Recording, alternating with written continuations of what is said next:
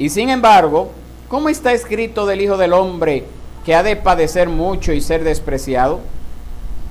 Pero yo les digo que Elías ya ha venido y le hicieron cuanto quisieron, tal como está escrito de él. Vamos a orar, vamos a presentarnos delante del Señor.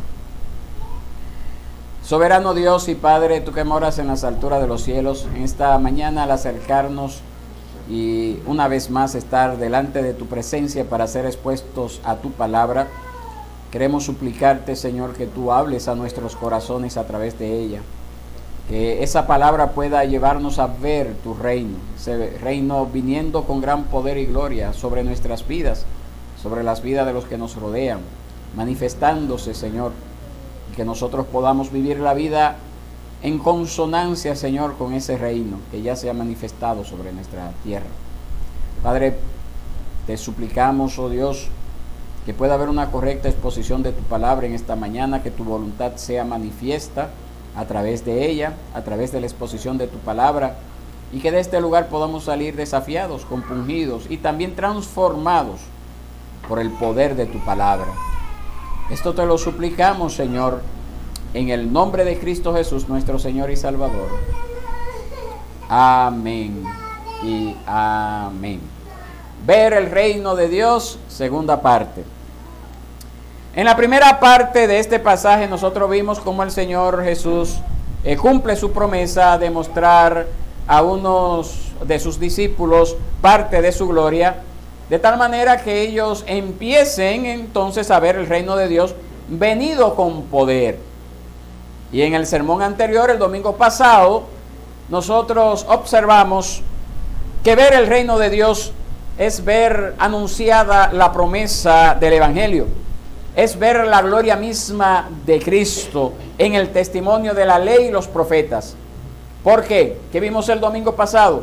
Que se le habían aparecido dos personajes que representaban a la ley y a los profetas. ¿Quiénes eran esos dos personajes? Elías y Moisés.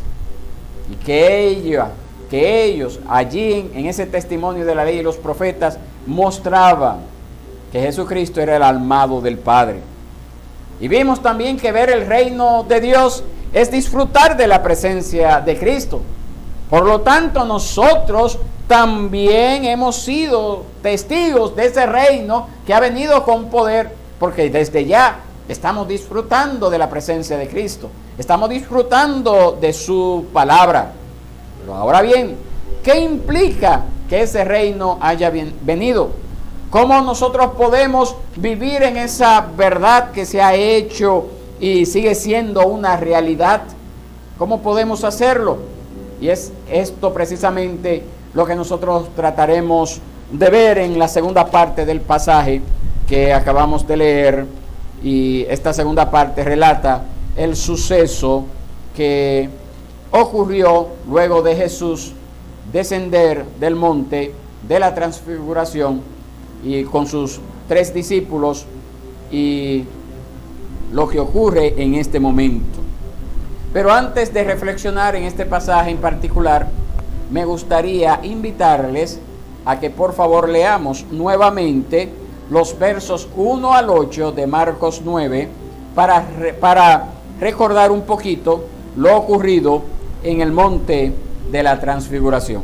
Así que le invito por favor a que lea conmigo Marcos 9, 1 al 8. Dice así: y Jesús les decía: en verdad les digo que hay algunos de los que están aquí que no probarán la muerte hasta que vean el reino de Dios después de que haya venido con poder. 6 días después, Jesús tomó con él a Pedro, a Jacobo y a Juan, y los llevó a ellos solos a un monte alto, y se transfiguró delante de ellos. Sus vestiduras se volvieron resplandecientes, muy blancas, tal como ningún lavandero sobre la tierra las puede blanquear. Y se les apareció Elías junto con Moisés, y estaban hablando con Jesús. Entonces Pedro dijo a Jesús: Rabí, bueno es que estemos aquí. Hagamos 3 enramadas, una para ti, otra para Moisés y otra para Elías. Porque él no sabía qué decir, pues estaban aterrados. Entonces se formó una nube que los cubrió y una voz salió de la nube: este es mi Hijo amado, oigan a él. Y enseguida miraron en derredor, pero ya no vieron a nadie con ellos, sino a Jesús solo. Ahora, mis hermanos, eso fue lo que ocurrió a seguidas, ¿verdad? O previo a lo que trata el pasaje bíblico que hemos leído en esta mañana, luego de Jesús bajar del monte. O sea, ahora vamos a ver, mis hermanos, que ver el reino de Dios tiene en este pasaje, en los versos 9 al 13, el que leí previo, por lo menos dos grandes implicaciones. Y en esas dos divisiones es que vamos a dividir el sermón en esta mañana. Número 1, retener la visión de Cristo. Y número 2, entender la obra de Cristo. Esas son las dos implicaciones que tiene el ver el reino de Dios. Número 1, retener la visión de Cristo. Y número 2, entender la obra de Cristo. Vámonos a lo primero, mis hermanos. Vámonos a lo primero. El primer punto nos dice que ver el reino de Dios implica retener, ¿qué cosa? La visión de Cristo. Al recordar, mis hermanos, los primeros pasajes de los primeros versos de este pasaje, nosotros recordamos que el Señor mostró parte de su gloria, de su gran esplendor. Eso lo vimos ahí en la transfiguración, el mismo que se puede ver también consignado en el testimonio de la ley y los profetas, allí cuando se le aparecieron Moisés y Elías.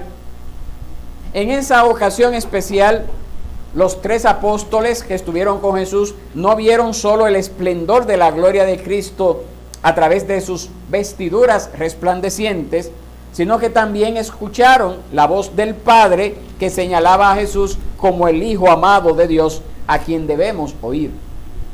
A quien debemos oír. Y yo me imagino, mis hermanos, que esto fue un momento maravilloso en la vida de Pedro, de Jacobo y de Juan. Y esto me imagino que quedó grabado en sus mentes, infundiéndoles a ellos aliento para vivir para la gloria de Dios. Imagínese usted que usted tuviera esa oportunidad de ver al Señor transfigurado, con gran resplandor. Tremendo, mis hermanos. Y por esa razón ellos debían de retener la visión de Cristo, tal como Él se la había revelado. ¿Y cómo Cristo se había revelado? Como el amado del Padre. Como aquel que el Padre había señalado como único Rey y Salvador de su pueblo. Como el único lleno de gloria y de poder. Como el único a quien nosotros debemos total sumisión y obediencia. Aunque esa frase sea odiosa para muchos en estos tiempos. Yo me imagino que ellos vieron eso así, mis hermanos. Ellos fueron llevados a tener una visión clara acerca de quién es Jesús. Ya ellos habían sido convencidos de que Él era el Cristo. ¿Se acuerda que cuando Jesús pregunta, Pedro responde? ¿Se acuerda que eso lo vimos hace unas semanas atrás? Pero ahora Dios mismo les ha testificado por medio de ese suceso majestuoso que realmente Cristo Jesús es el mismo Hijo de Dios que había sido enviado para salvarlos. Eso era lo que ellos estaban viendo. Eso era lo que ellos se estaban manifestando en su vida. Y por esa razón, mis hermanos, ellos no se podían quedar en el monte allá a vivir en tabernáculos o en ramadas como propuso Pedro. No podían quedarse allí. Ellos tenían que descender del monte. Tenían que seguir la labor que les había sido encomendada. Había mucho trabajo por hacer todavía para la gloria de Dios. Pero ahora, con el conocimiento de Cristo, ellos podrían ejecutar con más convicción, con más dedicación, con más amor por Cristo esa labor, porque ya tenían una visión clara de Cristo, tal como Él se había revelado. Mis hermanos, Nosotros como creyentes no podemos vivir para la gloria de Dios si no tenemos una visión clara de Cristo, el Hijo de Dios. Y esta visión, mis hermanos, no la encontramos buscando dentro de nosotros mismos, como enseña la meditación trascendental, como enseña el budismo, como enseña el yoga. No, mis hermanos, no es dentro de nosotros mismos, sino que tenemos que encontrarlo en el testimonio del Hijo de Dios. No fue Pedro el que halló ese conocimiento, fue Dios mismo quien se lo reveló, como nosotros vemos en Mateo 16, 17, cuando Pedro dice, tú eres el Cristo, el Hijo del Dios viviente, el Señor le dice, bienaventurado eres, Simón, hijo de Jonás, porque eso no te lo reveló carne ni sangre, eso te lo reveló mi Padre que está en los cielos. No fueron Jacobo ni tampoco Juan los que hicieron venir a Jesús al monte y mostrarle su gloria, como ahora dicen muchos conciertos, de estos conciertos cristianos. Vamos a hacer descender la gloria de Dios. No, mis hermanos, no fue eso, mis hermanos. Nosotros no hacemos descender la gloria de Dios a través de los cánticos. Fue Cristo mismo el que los llevó al monte y le mostró su gloria. Y por esa razón eso ellos jamás podrían olvidarlo.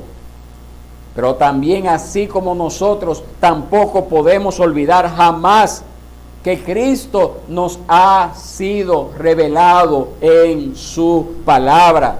Que Él ha sido revelado en su palabra como nuestro poderoso Salvador, nuestro glorioso Señor, nuestro único y verdadero Dios. Ha sido revelado allí en su palabra. Ver el reino de Dios implica retener la visión de Cristo para testificar de su gloria. No solamente quedarnos con eso. Oye, qué bello, qué hermoso. Quizás muchos somos tentados a tener la misma astucia que tuvo Pedro de proponer quedarse en el monte. Pero no es así, mis hermanos. No es así. En el caso particular de este momento histórico en el que se da esta manifestación de la gloria de Dios, Jesús encarga a sus discípulos que no cuenten de la visión en ese momento histórico hasta cuando Él hubiera resucitado de entre los muertos, porque la resurrección venía a ser ese sello de esa visión majestuosa y de esa profecía que había sido dada en el versículo 1 de Marcos 9. La evidencia más gloriosa que ha venido con poder el reino de Dios es precisamente esa manifestación que se había dado allí a través de la transfiguración. Esa visión, ese testimonio acerca de Cristo debía ser mantenido fielmente para poder testificar, guardado fielmente para poder testificar cuando el tiempo se diera, cuando ocurriera el momento oportuno, y ese momento oportuno era a partir de la resurrección de Cristo de entre los muertos. Y eso nosotros lo vemos en las Escrituras, que una vez Jesús resucita de entre los muertos, estos hombres testifican de Jesús, testifican de lo que vieron, testifican de lo que oyeron con Él y de Él. Y eso quedó registrado en la palabra, en Primera de Juan 1:1 al 3, que allí estaba Juan, uno de los testigos visibles, y Segunda de Pedro 1:16 al 18. Ellos lo dijeron, nosotros estuvimos allí, nosotros lo vimos, Él nos guardó, nos dijo que no lo dijéramos hasta que Él resucitara, pero a partir de ahora hay que hablarlo. Pero mis hermanos, no solamente los apóstoles, no solamente los 12, no solamente los 3 fueron llamados a retener la visión de Cristo para testificar de Él, sino que usted y yo también tenemos ese mandamiento. Nosotros como pueblo llamado por Dios, nosotros como ese pueblo a quien Él ha querido revelársenos, como ese pueblo a quien Él nos ha llamado a salvación, nosotros también somos llamados a testificar que Él es Dios. Es nuestro deber, es nuestra responsabilidad. Usted no se puede quedar con ello guardado. Usted tiene que identificarse como cristiano. La gente tiene que oír de usted. Usted tiene que vivir para la gloria de Dios, y todo comienza hablándole a la gente de lo que Dios está haciendo en su vida. El mundo está lleno de personas filántropas o filántropos. Está lleno de personas que son muy dedicadas al servicio. ¿Y cómo podemos marcar la diferencia de esas personas dedicadas al servicio de lo que Dios está haciendo en nuestra vida? Sencillamente la diferencia la marcamos cuando hablamos, cuando nos identificamos como cristianos, cuando nuestro testimonio también nos acompaña. Cuando nuestro testimonio nos acompaña, cuando la gente puede decir, ¿de qué nos sirve tener un colegio? Para dar un ejemplo, si esas personas estamos dando una buena educación, una buena enseñanza, pero lamentablemente esas familias van al infierno. ¿De qué nos sirve? Es nuestro deber, es nuestra responsabilidad testificar. Busquen su Biblia, Isaías 43, 10 al 12. Mire lo que dice la palabra del Señor. Isaías 43, 10 al 12.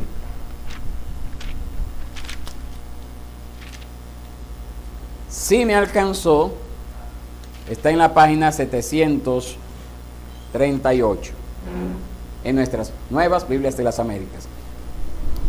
Isaías 43, 10 al 12 dice: ustedes son mis testigos, declara el Señor, y mi siervo a quien he escogido, para que me conozcan y crean en mí y entiendan que yo soy antes de mí no fue formado otro Dios, ni después de mí lo habrá.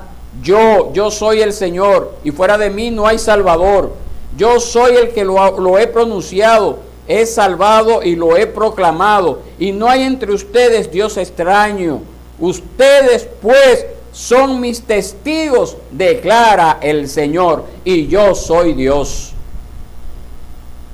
Eso es para nosotros, mis hermanos. Eso es para nosotros, es nuestro deber. Ser dignos representantes de Cristo aquí en la tierra. La gente debe de oír de nosotros.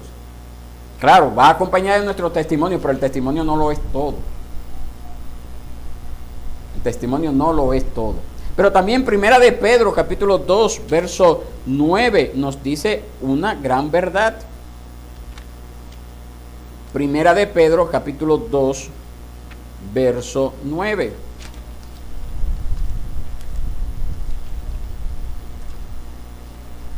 Eso está en la página 1250, nuestra nueva Biblia de las Américas. Mire lo que dice este pasaje.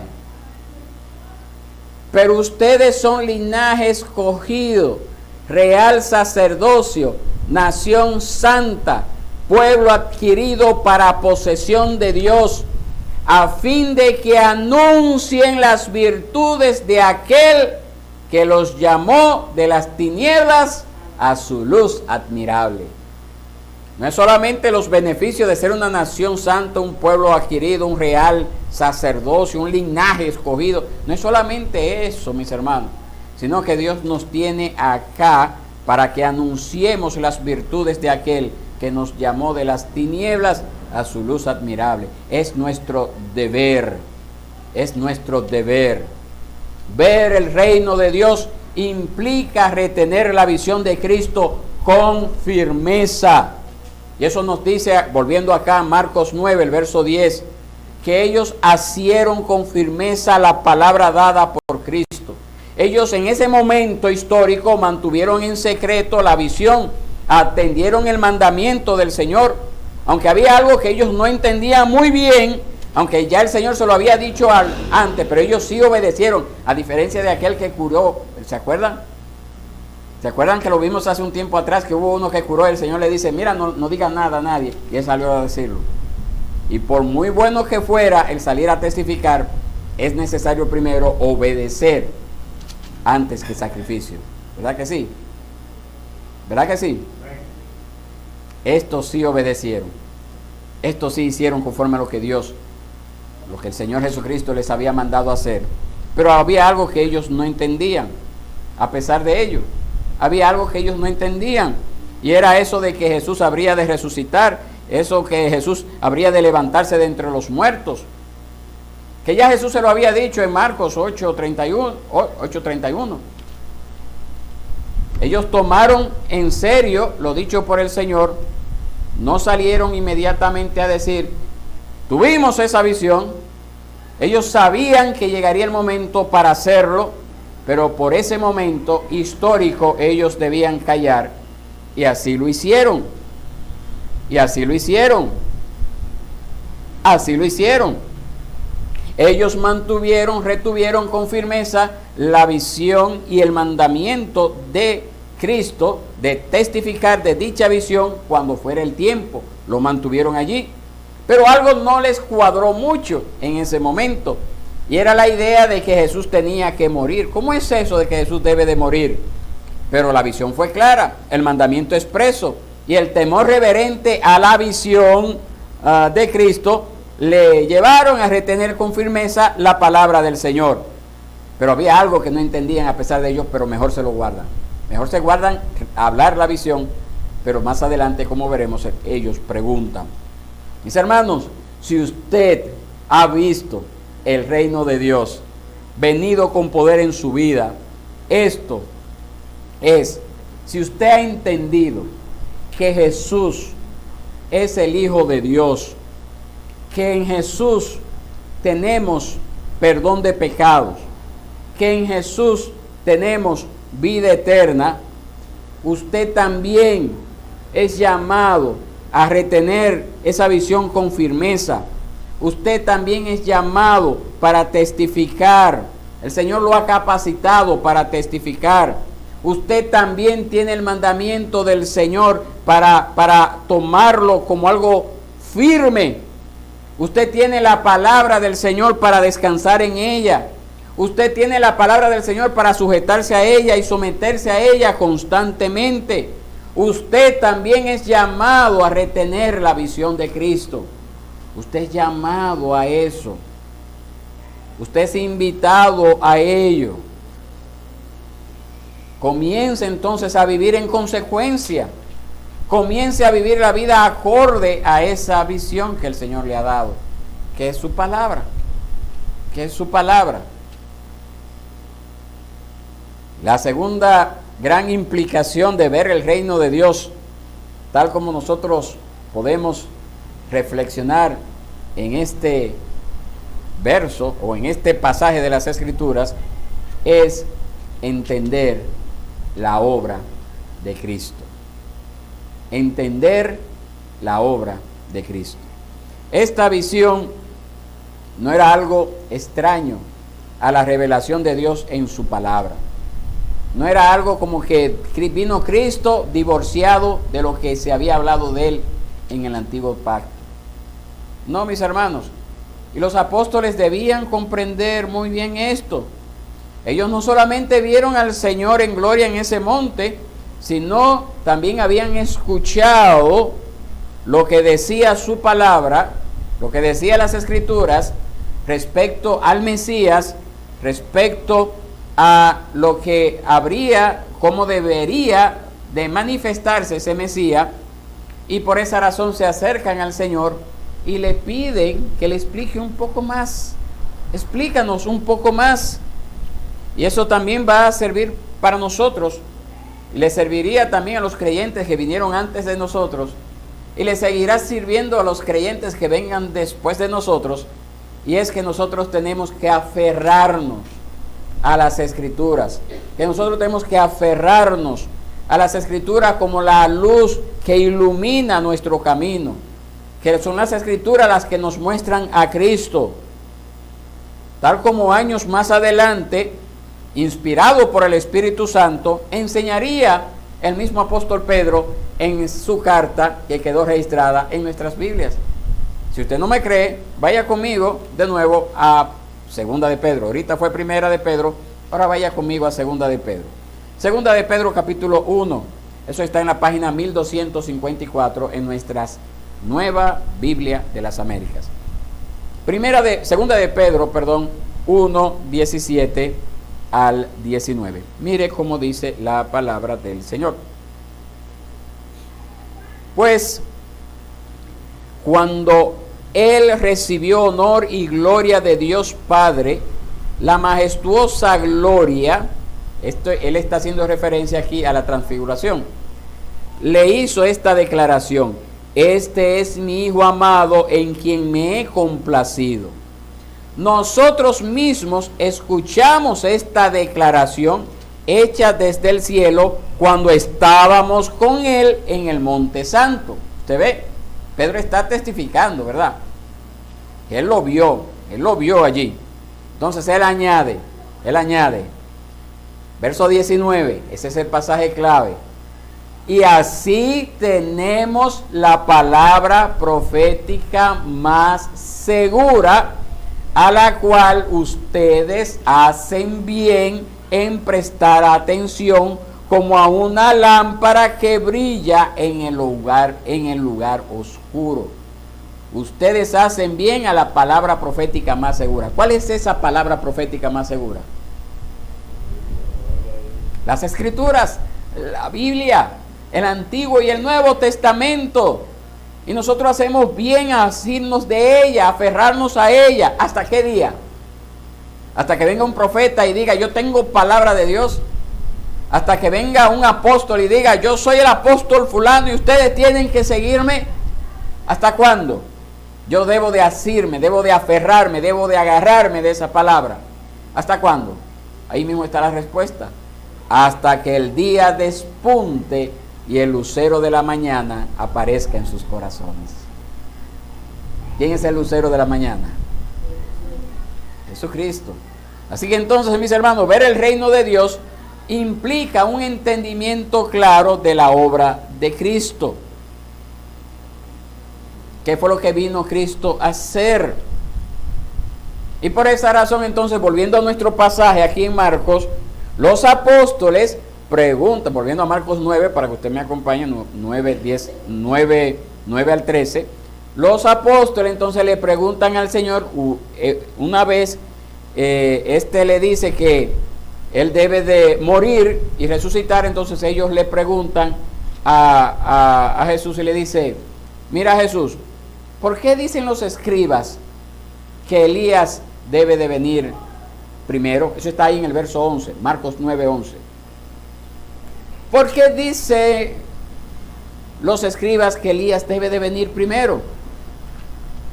Ellos no entienden bien cómo es necesario que Cristo muera si se supone que las escrituras dicen que primero debe de aparecer Elías a preparar camino al Mesías. Y ellos no veían que Elías haya venido antes que Jesús. Esa era la pregunta, ¿dónde está Elías? Si tú eres el Mesías, ¿dónde está Elías? Que no lo hemos visto porque las escrituras dicen que Elías ha de venir primero.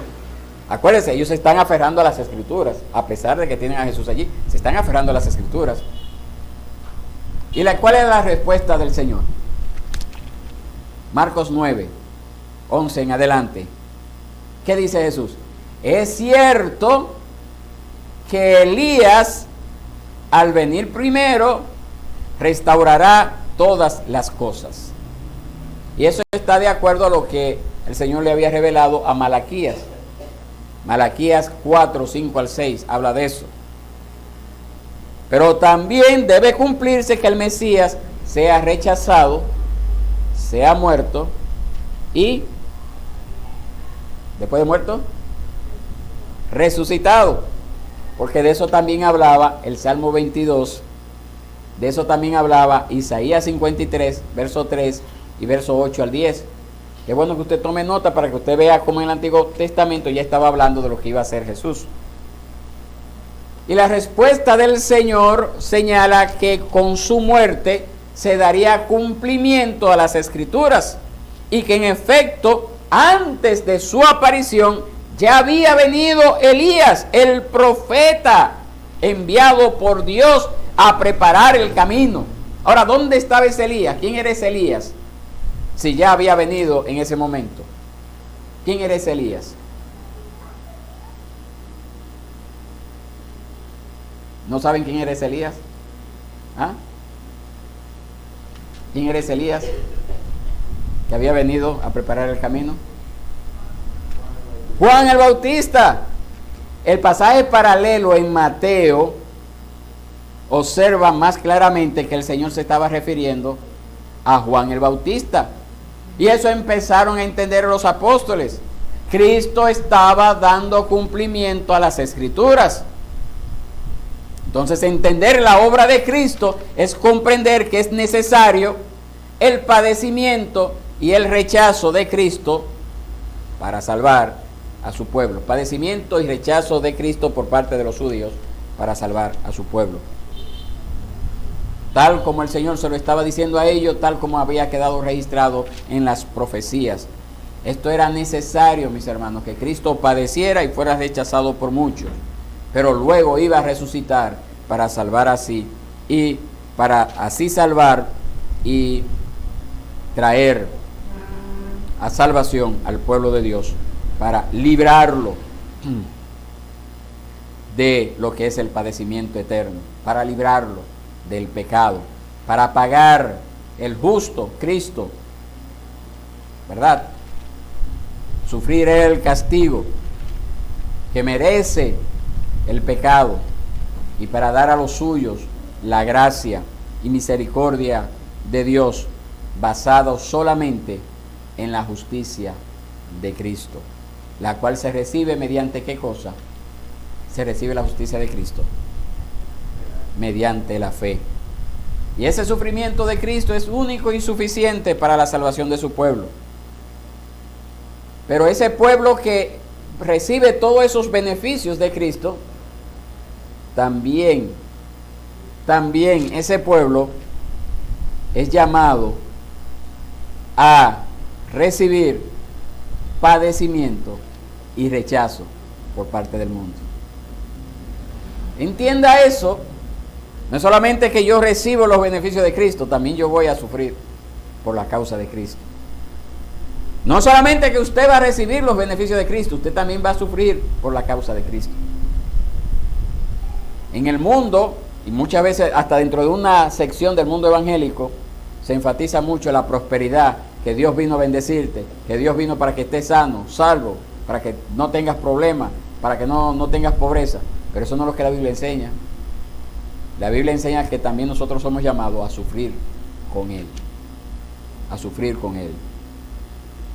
Para darle un ejemplo, uno de los que estaban con Él ahí al lado, el profeta Elías, cuando se manifestó en el monte de la transfiguración, usted no sabe que fue ese hombre perseguido para quitarle la vida.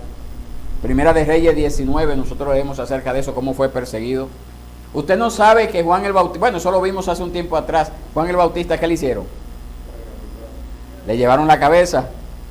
Eso lo vimos en Marcos 6, hace un tiempo atrás.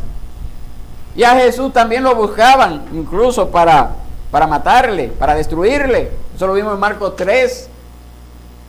Cuando Cristo vino al mundo, nos dice la palabra que no le reconocieron como el enviado de Dios, aunque esas personas recibieron muchos de sus beneficios, y ellos prefirieron matarle. Cuando Juan el Bautista vino y predicó, muchos le tuvieron por loco y no tomaron en serio sus advertencias. Cuando Elías predicó en contra de los Baales y mató a los profetas de Baal, se emitió una sentencia de muerte en contra de Elías. Pero todo eso formaba parte del justo, sabio, santo y buen propósito de nuestro Dios. Todo era parte de ello. Si bien, mis hermanos, los que rechazaron a Jesús, a Juan y a Elías, eran responsables de su incredulidad y su maldad, el Dios soberano, a pesar de ello, estaba por encima de todo ello, manifestando que su juicio contra el pecado y la maldad es justo, y que su gracia y bondad para con sus escogidos es supremamente grande y maravilloso. Por lo cual eso no sería un estorbo para el cumplimiento del consejo de Dios, y tampoco ha de ser un estorbo para el cumplimiento de la misión de los hijos de Dios. Es decir, no importa, como cantábamos ahorita, que Satanás afile sus cañones en contra de nosotros. No dice así el himno, pero trayéndolo como más actualizado. No importa que Satanás afile sus cañones en contra de nosotros. La palabra de Dios permanecerá. Su voluntad será hecha, la de Dios.